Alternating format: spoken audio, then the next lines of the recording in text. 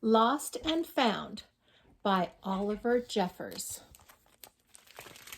Big blue page with nothing. And on this one is just an empty suitcase.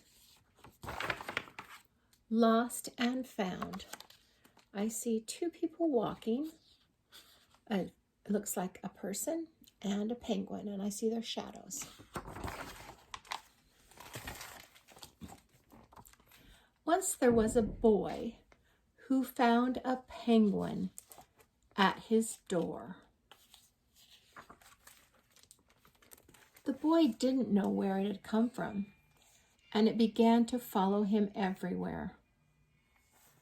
The penguin looked sad, and the boy thought, it must be lost. So the boy decided to help the penguin find his way home. He checked in the Lost and Found office, but no one was missing a penguin. He asked some birds if they knew where the penguin came from, but they ignored him. Some birds are like that. He asked his duck, but the duck floated away. He didn't know either. That night, the boy couldn't sleep for disappointment. He wanted to help the penguin, but he wasn't sure how. The next morning, he discovered that penguins come from the South Pole. But how could he get there? He ran down to the harbor and asked a big ship to take them to the South Pole. But his voice was much too small to be heard over the ship's horn. Have you ever heard a ship's horn? It goes, really loud. Together, the boy decided he and the penguin would row to the South Pole. So the boy took his rowboat out and tested it for size and strength. He told stories to the penguin to help pass the time. Then they packed everything they would need and pushed the rowboat out to sea. They rowed south for many, many days and many nights.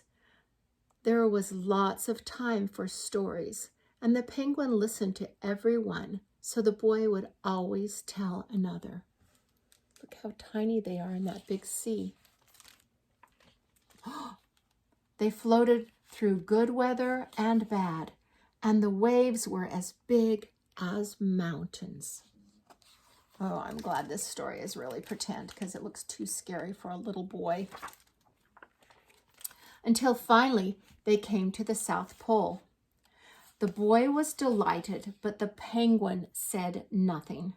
Suddenly it looked sad again as the boy helped it out of the boat. There's a little sign that says, "Welcome to the South Pole." Then the boy said goodbye and floated away. But when he looked back, the penguin was still there, but it looked sadder than ever. It felt strange for the boy to be on his own. There was no point in telling stories now because there was no one to listen except the wind and the waves. Instead, he just thought. And the more he thought, the more he realized he had made a big mistake. The penguin hadn't been lost. It had just been lonely. Quickly, he turned the boat around and rowed back to the South Pole as fast as he could. At last he reached the pole again, but where was the penguin? The boy searched and searched, but he was nowhere to be found. Look, do you see where the penguin is? He got in his umbrella. Sadly, the boy set off for home. But then the boy saw something in the water ahead of him. Closer and closer he got until he could see. He sees. Skipped a page. The penguin! Aww. They became really good friends, didn't they? And so the boy and his friend went home together, talking of the wonderful things all the way. Uh-oh. Do you think those are sharks or whales underneath them? It's kind of scary, isn't it? I hope they make it home safely. The end.